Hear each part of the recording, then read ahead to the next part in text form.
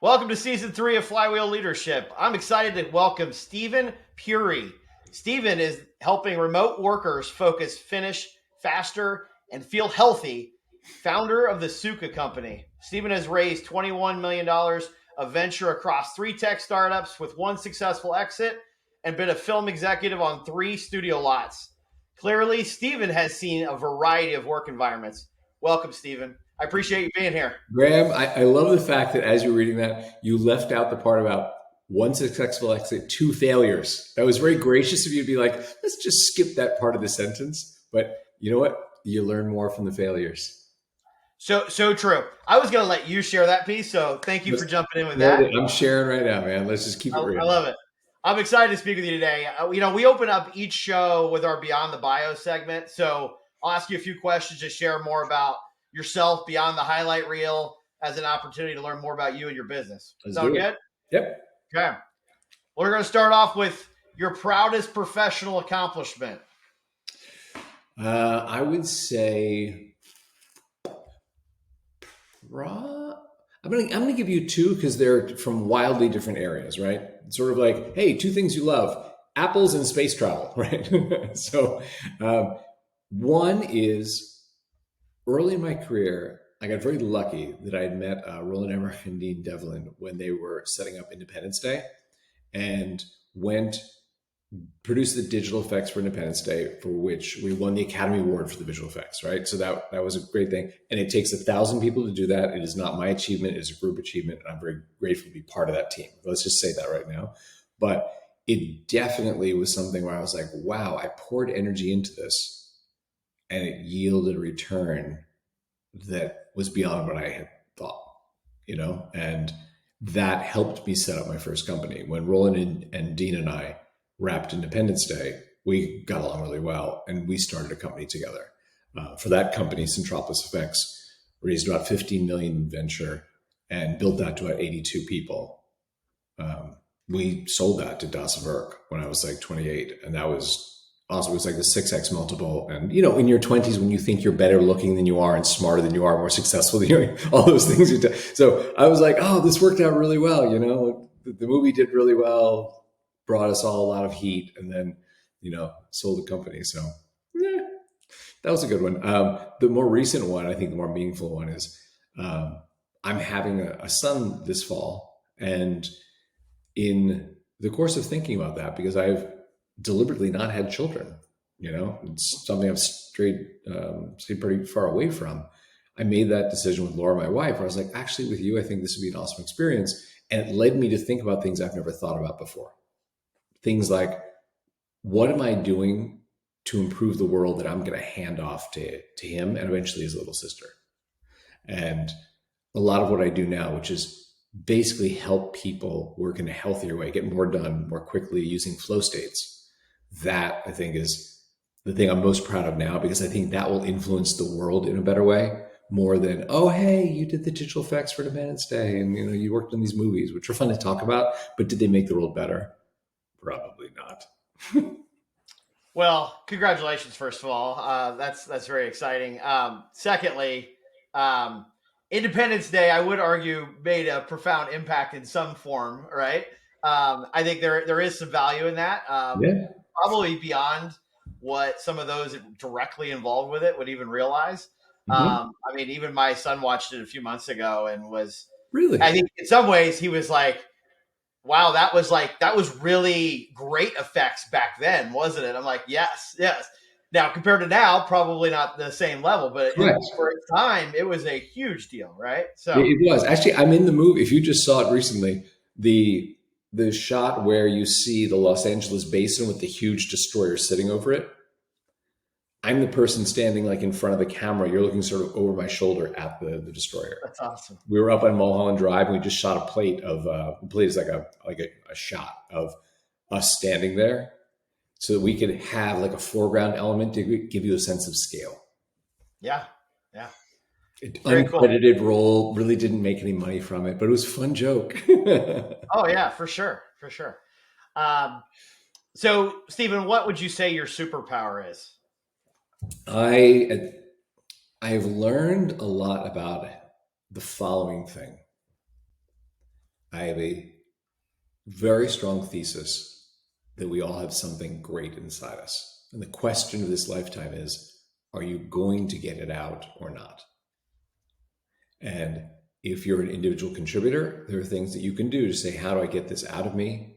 If you refuse to die with that inside, if you're like, I'm not going to my grave with this novel, this app, this restaurant I want to start, this company I want to start, whatever it is, And if you're a leader, I really view leadership more like Bob Iger terms of how do you then create the conditions so the people that report to you can do the great thing in which they're capable. How do you enable them? And that's a lot of how I spend my time now, is helping people with that. I resonate so closely with that. Love the concept of everyone having someone great inside them, and leaders helping bring that out, help them find it in some cases, calling it out. Just that simple, like, yeah, you're really good at this, goes such a long way with whatever level people are at. Yep. So, love it. Very cool. If you could tell us about your business in, a minute or two, if you could sum up like what you were talking about, helping people find flow state, things of that nature, like what is it that Sukha does? Yeah, well, let me tell you a story to answer your question. Let me do it this way, which is, before I had ever heard the term flow state, I was on a flight from Austin, which is where I live now, to San Francisco. And I thought, okay, you know what? I have an idea for a feature. Let me jump into Figma on the flight and sort of mock it up. And then tomorrow I can show my team in SF, right? Alaska operates a nonstop from here. Got on the flight. Wi-Fi was out. We took off. We landed like 15 minutes later. And I thought, okay, clearly an engine has fallen off, or there's a hydraulic problem. Something bad happened. We're landing in Dallas and they don't want to scare us. So once we're on the ground, they'll be like, and by the way, off the left side of the plane, there's no engine. We know, right? And I looked down at my laptop and over 2 hours and 40 minutes had gone by. I had no concept of that. I couldn't tell you, though, if the drink cart came by. I didn't know my seatmate's name. Like, I had blocked out all these distractions. My work was done. And I had been prepared for, okay, when I get there, I'm going to race to the hotel, grab a sandwich in the hotel lobby, go up to the room, finish my stuff. In reality, I'm deplaning and I'm like, I love the work I did. I called a friend of mine. I was like, hey, man, I have a free night in SF. You want to have dinner? Right? And that experience of being in control of my day, being in control of my work, as opposed to being controlled by it, which is what I was prepared for. I'm going to go to the hotel room, grind this out, try and get some sleep for the morning, right? That I later learned was a flow state.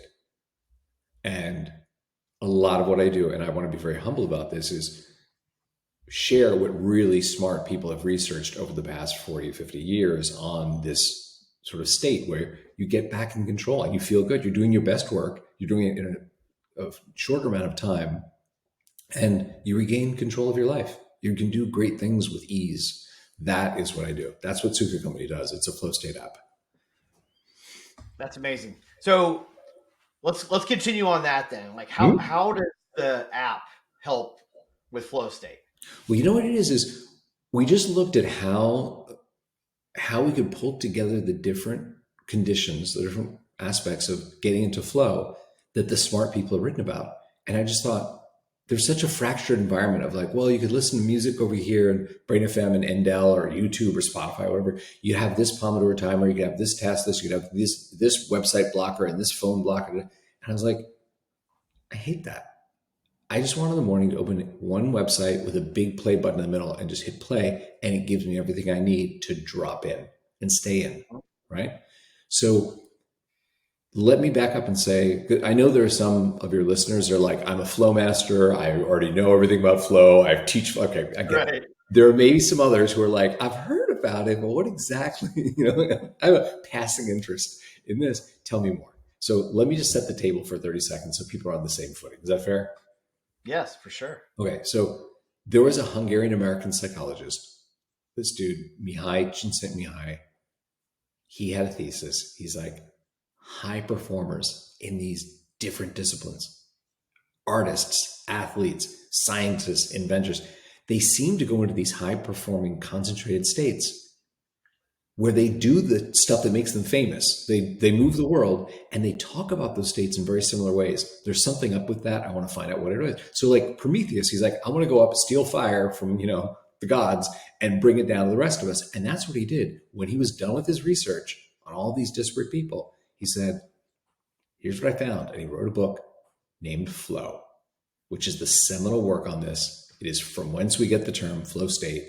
And I think he said a great thing. He's like, I chose this metaphor, flow, because we're all on the river trying to paddle ourselves forward. But if you align your boat with the current, it carries you forward. You go further and faster because it magnifies your efforts. And that's what these high performers do. And he said other people call it other things. Michael Jordan has that famous quote about when I'm in the zone, it's just me and the ball, right? That is his way of saying, like, my world reduces down to exactly what's important. It's not about a clock.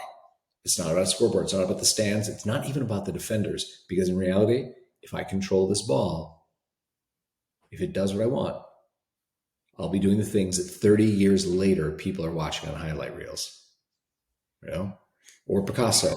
There are a number of those things. So that is the core of it. And I want to acknowledge that after Mihai, sort of planted the flag and goes, there's this thing and it's really cool and you can do great work quickly and like get in control of your life. Other people have done great work standing on the shoulders of giants sort of stuff. And it's like, okay, what kind of music helps you get in and stay in? How do you get feedback? And to tie this off with a bow, here's some of the things, if you're listening at home or playing in the car with us, right? Here's some of the things that Mihai wrote. And this is not an exhaustive list, but he said, this state that I'm calling a flow state that I've spoken to all these people about, seems like here are some of the characteristics. You lose track of time. You're not staring at the clock. And you often look up, you go, oh my God, 2 hours have gone by, but you've done 4 hours worth of stuff, right? Yeah. He's like, you have a sense of doing your best work. You get energy returned to you as opposed to being drained of energy by doing it. And he said there are some things that help, they're like conditions precedent that help this thing happen. He said, number one, everyone I've spoken to gets in a flow when they think the thing they're doing is meaningful. It is not from like, hey man, I'm stapling my TPS reports. You don't get into flow with like, you know what I mean? I'm vacuuming the floors. It is, hey man, I'm doing this thing. And he said, you have to have skills that apply. So it is not Picasso trying to paint or Michael Jordan with a paint, Picasso trying to play basketball or, Jordan trying to paint or something. It's, I have skills that apply. And he said, you have to be challenged. You have to be operating at a level where you can't do this just out of rote. You have to really be like, this is me in the NBA. This is me creating Guernica. This is, that sort of thing. And he said, there has to be a feedback loop. You can't do this just wondering like, am I doing anything? Like somehow you have to be able to stand back and say, oh, okay, the scoreboard says this. Oh, this huge canvas is starting to look like the horror of war that I want to express, that sort of thing. And there are more. I want to not be too reductive, but I don't want to bore everyone. But he was pretty descriptive. And then later, people who've researched this have talked about, Cal Newport's done some great work on deep work, right?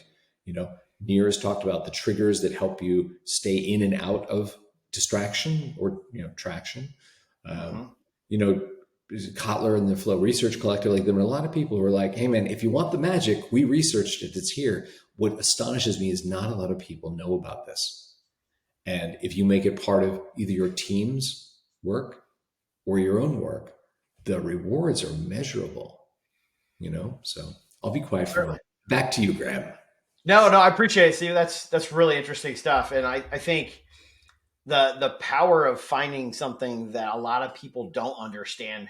Mm-hmm. Like they may understand when they're in it or when they're out of it, because you don't really feel it when you're in it. It's more of an after effect, right? Because you're more of unconscious work. I don't know if that's the right term, but how to get into it so you can experience that, and then the benefits of it, of course, right? Mm-hmm. But I'm thinking through this, and I'm thinking of when I was younger and I was a pitcher in a baseball game, right? And like everything just kind of like slows down. You strike out 10 people, and it's like, what happened, right? It's that magical zone where you're like, how did we create this? Yeah. If you could do that in every game, you'd be killing it. Right. And then thinking of, and you think of like you said, MJ or, Michael Phelps or whatever, like Clearly, they figured something out there, but it wasn't just practice. It was something beyond that. Yes. And another example would be, building a really intense spreadsheet with all kinds of Hmm. intricacies. You're in deep and stuff that you could never figure out. You're figuring it out, and then like 3 hours later, you're like, "Wow, I made so much progress." Or writing, of course, as an Isn't that a example. great feeling? Yes, yes, it's amazing, Yes. and it's always like, "Hey, how do I return to that?" Right. So that gets me thinking about couple things. So when you hear about whether it's ball players talking about slowing the game down, Yep. some of that's experience, some of that's practice, studying, watching tape, whatever. But I also think some of that is when they're getting into flow, that may be some of that game slowing down, or in business, things start to click, they get easier. And then those short stints of time, whatever short means to you, where it's 30 minutes, 2 hours, whatever, you're making things happen that didn't happen over a period of time. You may have worked a whole week and shit's not happening. But I then have when some you find questions that for you. 2 hours, it clicks. I have Like questions for you. anything come to mind? You Yeah, go ready? ahead. Okay. Yeah. Number one, when you want to drop in, and I don't know what terms you use for it, but being in the zone, being in flow, crushing it, whatever. When you want to drop in that state where you're like, man, I did like everything, and it's like 2 o'clock in the afternoon. I just killed it. Yeah. Do you listen to music? I've tried it. I don't typically now.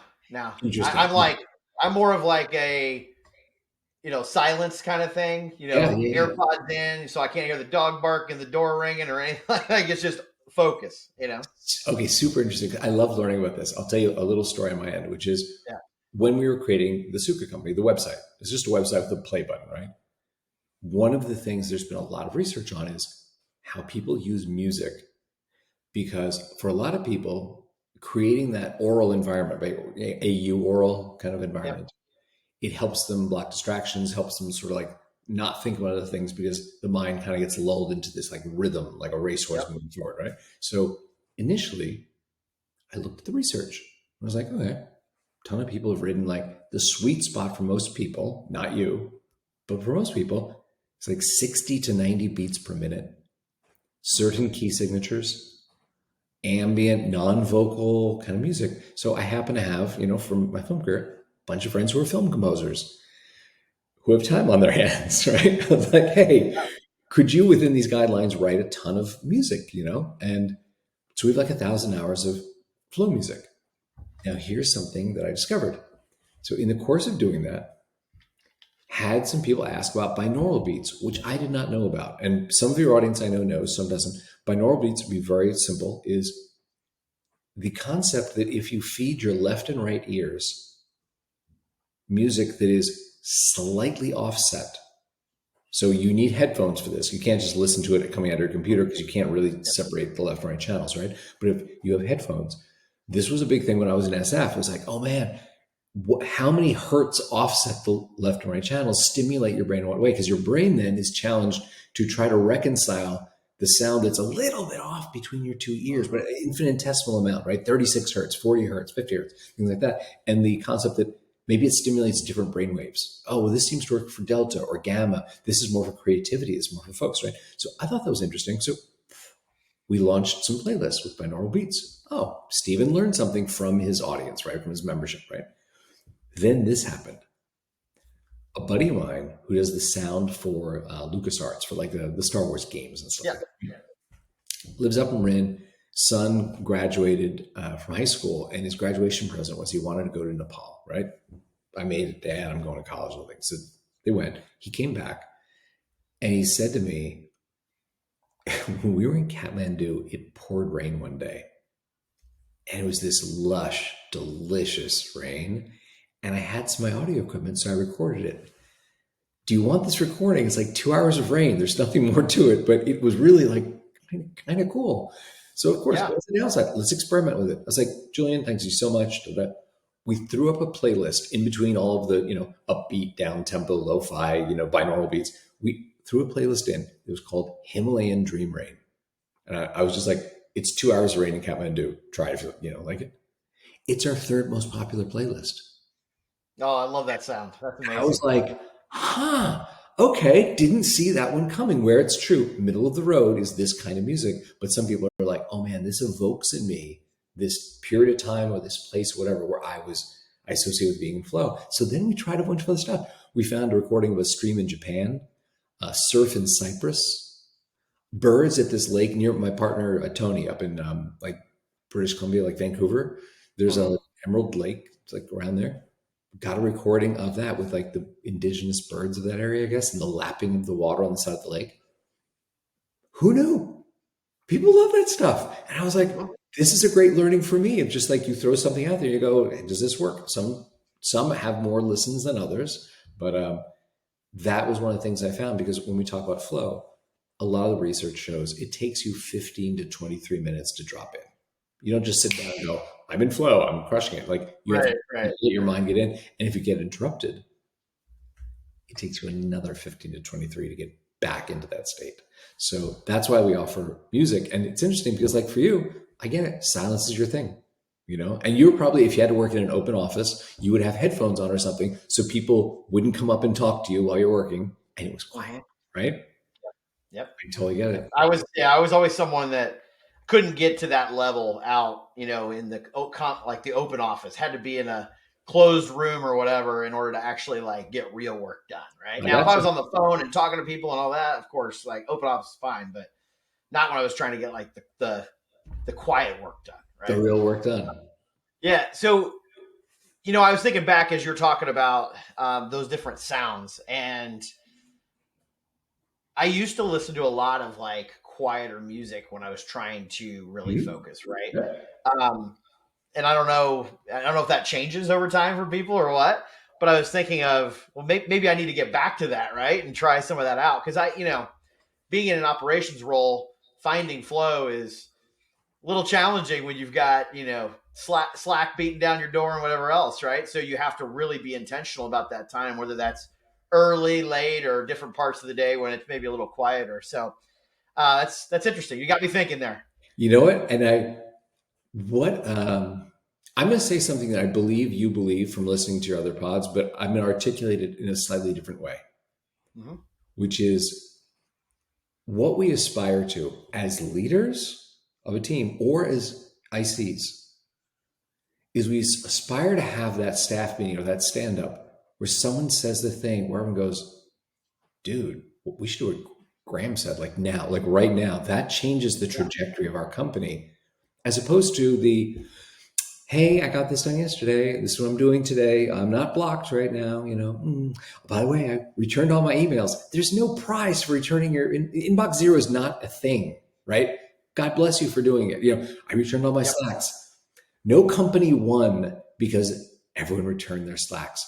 They won because the leaders created an environment where someone like Graham or Steven could go off for an hour or two and do deep work, as Cal would say, and came back with, you know what I was thinking? This. Mm-hmm. And sometimes it's like, we're not going to do that, but cool, thanks. Or, well, we can't do that, but here's something that makes me think of that we could do. And then sometimes it's, we should do that now. Like everyone leave this meeting, we should take the entire, that's amazing. Like, let's build that feature, test it out next week and launch. And Yeah. that's what we really aspire to. And I think you as a leader, I know a lot of leaders listen to your pod. As a leader, you need to create those conditions. And one thing I see a lot, especially my wife works in banking, she's a senior vice president at a major bank here. It's that every hour on the hour, there's a Zoom or a Teams meeting, whatever. And it's like, oh, what's the expectation? In the 17 minutes between this and the next Zoom, you're going to go into deep mode and like do something great. No, dude, you're going to go to the bathroom, get something to drink, and then return 2 emails and be like, okay, time for the 11 a.m. whatever, stand up. That's So right. You're lucky to have 5 minutes of prep for whatever completely. call or meeting it is. And then Yep. you're just like, you're telling everyone who is on your team, you're just running on this treadmill. None of us are moving forward. We're just recycling the same kind of thing. You need to say, if I want my team to produce something great, how do I give them that time? And by the way, there is fear. And I think the best thing we can do is acknowledge that. Like right now, there's a tug of war between, hey man, I want some sort of flexible work, whether it's remote or hybrid, and there's return to office. I talk to a lot of leaders. We have a ton of people in Sukha, the membership, that are remote or hybrid. And there are leaders who are sometimes afraid of it. If you really dig down and they're like, da, da, da, da, da, da, da, you get to the root. It's usually this: I don't know what they're doing. If I can't see Graham, Yeah. not sure what he's doing. And let me tell you, that is not an RTO problem. That is not a remote work or a hybrid work problem. That is a hiring problem. Because let me tell you this: if you as a leader understand you're responsible for two main things. Yes, there's hiring and raising money, but there are two things you as a leader, you have to articulate. This is the mission we're on. We're here to cure cancer. We are here to invent cold fusion. We are here to, clean up the climate. We're here to, make better romantic comedies, whatever it is. You articulate, this is why we are here. And you articulate, and this is how we treat each other. We treat our customers. We treat our competitors. These are our values. This is the culture of this company. You do those two things well, and you will hire better. Because let me tell you something. If I'm running a company that's working on some sort of oncological breakthrough, and you come to me and you're like, hey man, my dad died of cancer. Like, I'm super into this. I just got my degree and blah, blah, blah. If I don't see you Tuesday at 3 p.m., I know you're not screwing around. You want this to work. But if I'm hiring you and you're like, hey man, I've had, 6 jobs in 10 years, kind of bouncing around. I check out Indeed every day for like 5 minutes, see if there's something better. I'm an idiot for hiring you. It's a hiring problem most of the time. And if you don't like your value aligned, you're an idiot. You're a bad leader. Completely agree that much of the anxiety over remote work and not knowing what our teams are doing is directly related to our quality of leadership or the tools of leadership or, who our leaders are, whatever that may be. But that also involves hiring better and hiring people that are actually dialed into that mission versus they're just here for the ride, the paycheck, they're hanging out and hopefully we get some work out. I heard you have nap pods. Can I work here? Right. What? Right. Yeah. So it's definitely aligned there. Yeah. So I guess one thing that comes to mind is how does flow, we've touched on areas in it, but how does flow relate to leadership? Like what's important for leaders when it comes to flow? Okay. So if you are a leader of a business where you have 10 line cooks and 3 fry cooks and some cash register operators, this is not really a conversation for you, right? This is a conversation for you are leading a team of knowledge workers, which, like in our membership, the 3 biggest cohorts are developers, engineers, designers, usually UI, UX, or graphic designers, and writers, which are usually copywriters or bloggers, right? People who are getting paid for the things that they think. And the things that they think can be done in 10 hours a day, 8 hours a day, 6 hours a day really comes down to your habits. The quality of your thought after 10 hours is not the same as it was after 2. So if you're listening to this and that is you, right? You're not running a Sonic burger, but you're actually running a knowledge-based organization, right? Then you need to think, or you should, it's always, you need to do whatever you want to do, but what you should think about is, well, then how do I create the conditions precedent for people to be inspired to do great work and capable of doing great work?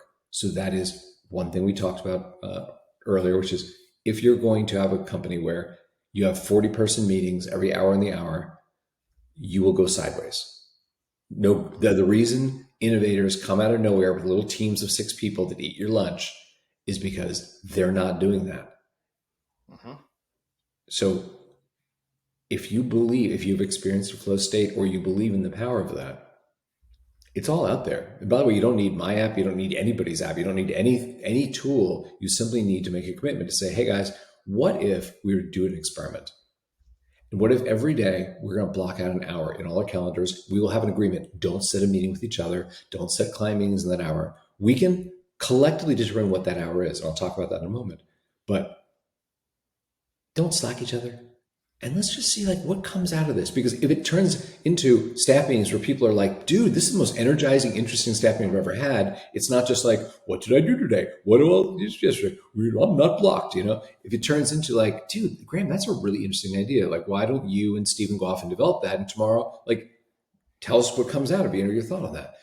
Then we'll repeat this. And if it's just everyone just being like, hey man, I just did my laundry for an hour and nothing came out of it, you know what? Cancel it. Probably look at your leadership style because people don't seem completely connected to your mission and trying to cure cancer, to use that example. Um, if you decide to do that as a leader and say, hey, let me run an experiment of saying, how are we going to do this? Chronotype factors into that. And I haven't actually heard an episode where we've gone deeply into chronotype, or maybe I've listened to all your episodes. Have we done that? No. Okay, let's talk about that for a moment. So chronotype is the concept that there are times of day that you are more adept at doing a certain kind of thing. So I'll give you an example from film. This was the first time I encountered someone where I was like, wow, dude, like there is a screenwriter, Ron Bass. My Best Friend's Wedding, Rain Man, like a ton of those 80s, 90s star-driven movies, right? He wrote those where stars would say, yes, I'm going to do that character. He famously would not talk to his family in the morning. He's like, I'm not the dad who's going to be like, hey, who wants pancakes? Did you do your homework? Who needs a ride to school? He's like, no, can't. We didn't say good morning to his wife. We'd go to his office and write. And he explained to them, when I start talking to you, I can't hear my character's voices in my head anymore. So I need to use that time to write these words that movie stars say yes to. I'm getting paid $1 million, $2 million a script because they say yes to my words. And of course, his family's like, Dad, you go make $2 million. We can make the pancakes. Do not worry.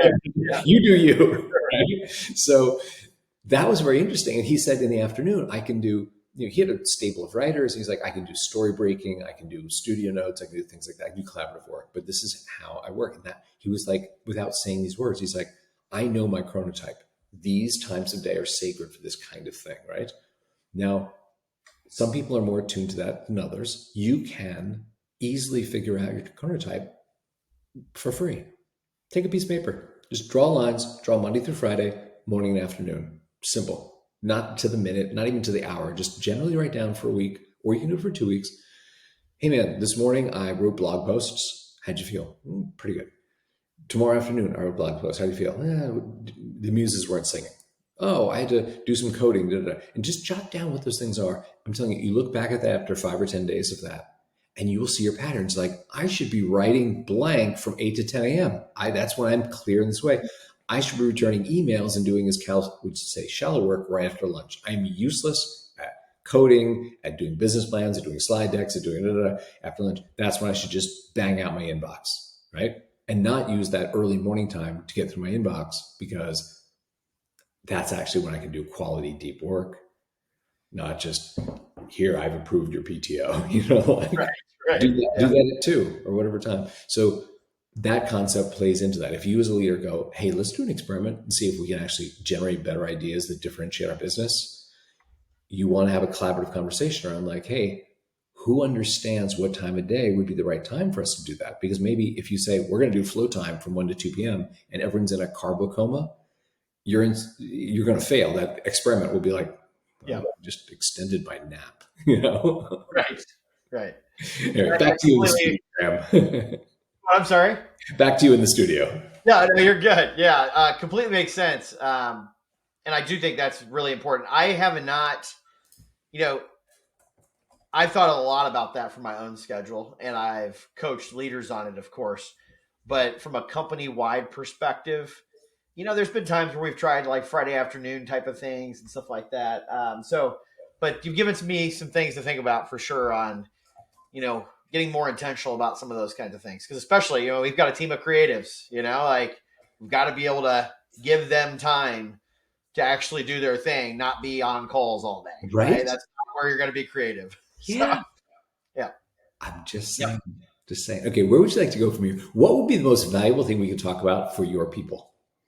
Yeah, so I think when it comes to leaders and flow state, like what are any other, you talked about the chronotyping for time, right? When it comes to other skills that maybe leaders can help their teams get into flow state, anything else when it comes to skills, tactics, strategies that you really think are important for leaders to empower flow state?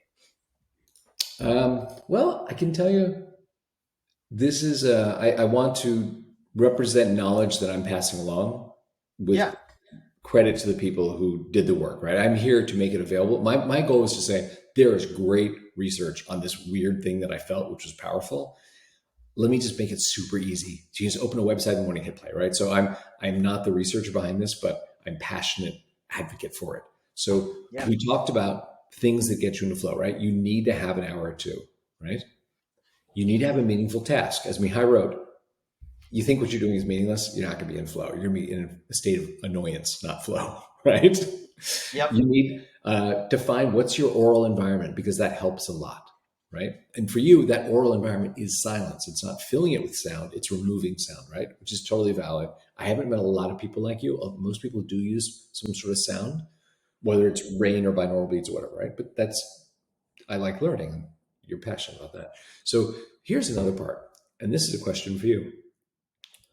What pulls you out of flow when you are actually doing deep work, being like, man, I'm crushing the thing? What's the thing where you go, oh, like phone, website, kids, earthquake? Like, what's the thing where you go, With right, flow state, it's the normal stuff that a lot of us deal with kids, dogs, and all that. I think also just the notifications is which where one? you Phone or have to laptop? remove that.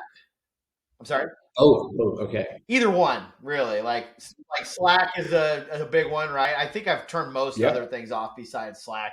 And then when I need to get focused, obviously silence those too. But then your phone, if you don't have that silence, those to me are the ones where so many are not willing to give that up, but need to give it up in Okay. order So to I'm going to tell actually you get something in that about my flow. own failing.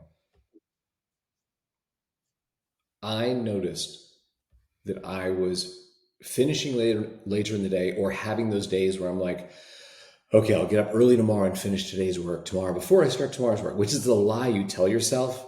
And then tomorrow night you tell yourself, and it's dominoes, Yeah. Through the week. So that really Yep. was getting to me.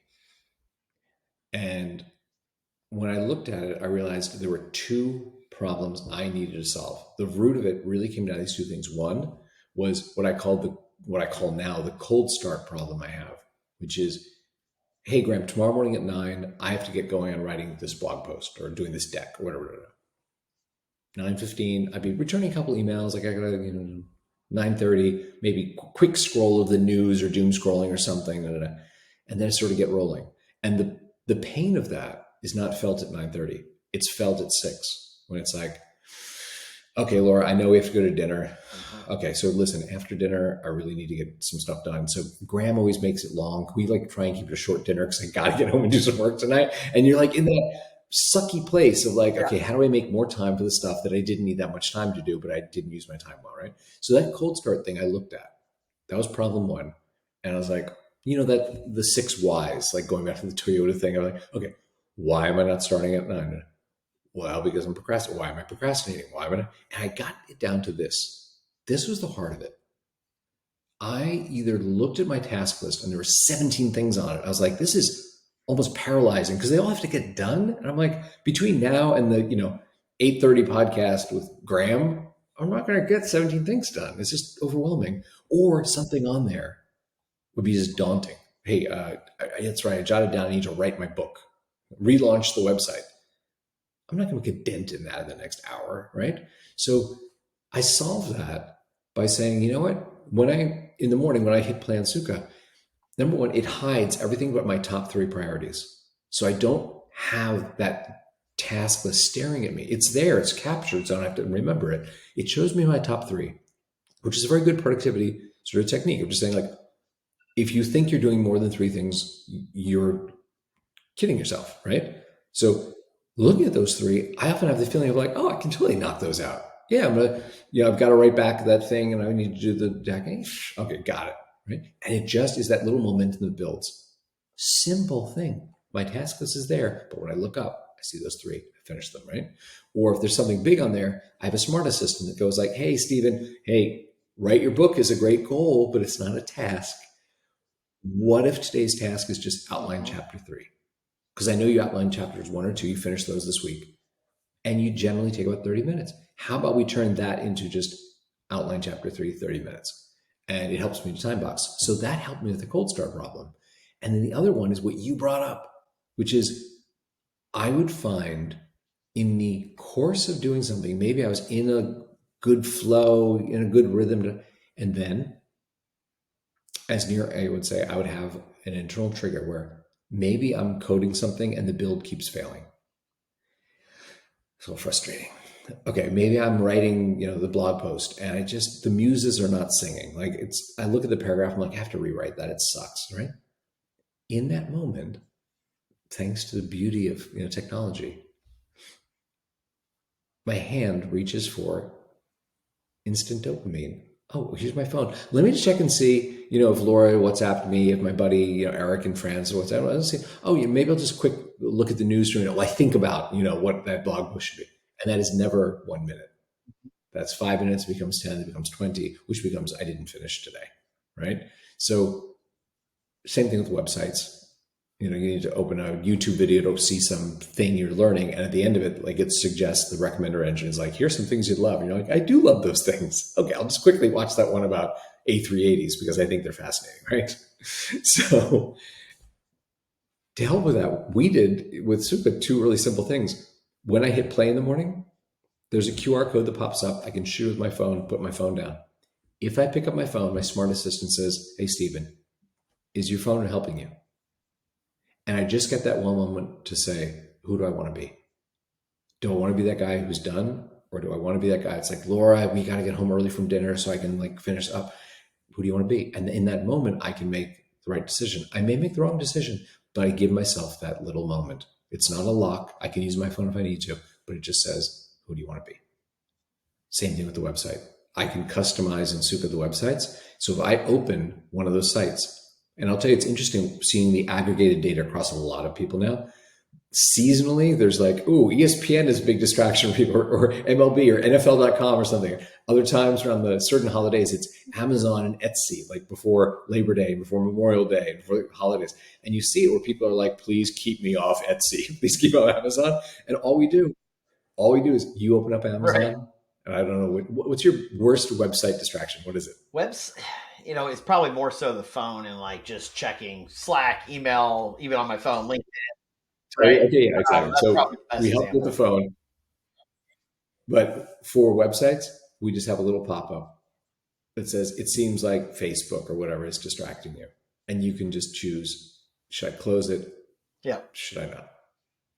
Because we're not here to be your mom. We're here to go, we just want to be your friend. Sits next to you and goes, hey man, do you want to be done at 6? Do you want to have a life? That's really interesting. And really makes you think about the priorities, right? And taking control of your own schedule, right, and your own priorities versus letting that day run you, or your phone or your laptop running you. So that is it, being in control, doing the thing that you haven't asked this, but I'll tell you the weird name of my company, Sukha, right? People very frequently say, why do you choose this? It speaks to exactly what you said, which is when we had a working version of this with a working title, Laura and I got married. We do yoga every day together, right? So it's part of our daily life. So on our honeymoon, we went to Bali, which is a great place to go when you do yoga and you want to hang out alone on the beach, right? So we're going there. And I said to her, listen, the next 10 days, I know no one from the company is going to bug me because they're like, oh, Puri's on his honeymoon, leave him alone. He doesn't have to prove the purchase order this week or whatever. I hope that my unconscious mind or the universe, whatever, speaks and says, here's the great name you've been looking for. Because I was coming up with every bad name you can imagine. It was like Flow State App 14, mm-hmm, Distraction Blocker, whatever. Right? And I was like, I'd love to find something that's like Amazon is not called bookstore, right?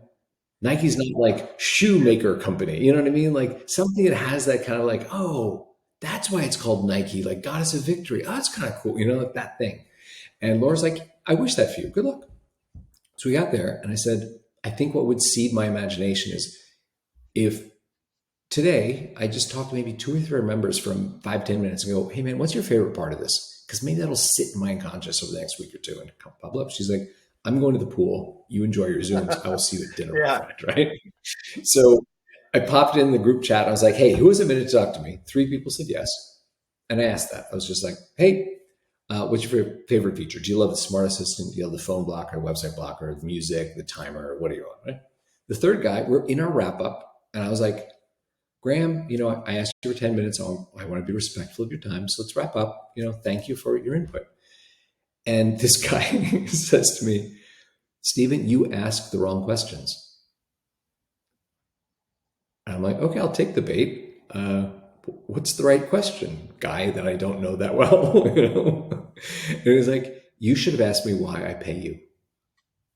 And I was like, we charge like 30 cents a day. Like, I don't collect a salary from this. I do this because I think it's cool. Tony, my partner in Vancouver, we both do it for free because we just want people to do great things with their lives, right?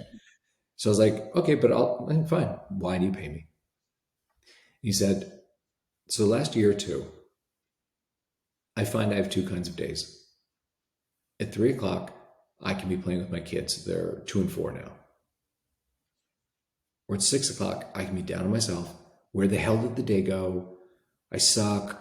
Why was I busy all day, but I didn't do the thing? He said, I realized the difference is in the morning, did I hit play on your website or not? So I pay you because my kids are not going to be 2 and 4 forever. Okay, you won that round. That's amazing. Got it. That Yeah. So I go to dinner with Laura, and I was like, I spoke to this guy today who's more articulate than I am about what I'm doing. And this is what he said. And she's like, yeah, that's really, you should hire him. Like, that is better. And we're going to sleep, brushing our little teeth in our little robes, first night of her little honeymoon. And Laura looks at me. She goes, you wanted the universe to speak to you. It did through that guy. That guy, in yoga, we hear all of these terms in Sanskrit about, your karma and, your dharma, your duty and your life force, your prana. She's like, he described to you, Sukha, that feeling when you were in your lane doing the thing you're meant to do and you're good at it. You can do it with ease. You're in control. You've been trying to name your app after the features. And what he's trying to tell you is he doesn't care about the features. He cares about where it gets him. And it gets him in a place of, I'm back in control of my life. And I, from my phone, looked up the Sukha Company, the happiness company. The website was available for $14, and I bought it, and we went to bed. And that is why it's named what it's named. And you said it. It is about being back in control. So powerful. Steven, that's an amazing story. Appreciate you sharing. I guess one quick thing before we wrap up. How can listeners best find you or follow you and your company? Oh, this is very gracious. I'll mention two things. One, if there's any reference you and I have made in the course of this podcast that someone's like, who's Cal Newport? What about that guy Near and the Hungarian dude or what? Anyone who wants to email me to say, can you tell me more about this? It does not have to be about my company. I just want people to do great things. So Steven at thesukha, THESUKHA.co. I will email you back a link. If you want to know about Cal Newport and time boxing, I will send you a link to read. It will not be a long email. You don't want to read it. I don't want to write it, but I'll give you something helpful. And I reply to all my emails in 24 hours if I'm not sick or traveling. Fair. Love it. Okay. And if anyone wants to experiment with flow states, our website is free for 7 days. No credit card. No, if you forget to cancel, we'll bill you. None of that bullshit. It's just straight up try it as much as you want. It's all you can eat. 168 hours. And it's, of course, at thesukha, THESUKHA.co. And I hope it works for you. I hope that more people feel in control of their life and do great things that move us forward. Like, I think our world right now is very divided and there's a lot of upset and anger. And I would love to see that our next generation, the generation my children will live in, start to feel happier and start to feel like, okay, I'm doing the thing I'm meant to do. And I can contribute positively to the world instead of, divisively. Love that, Steven. Thank you for your time today. We appreciate you sharing. Thanks a lot. Thank you guys for listening. Barbara's still out there. Thank you. Thank you. Take care.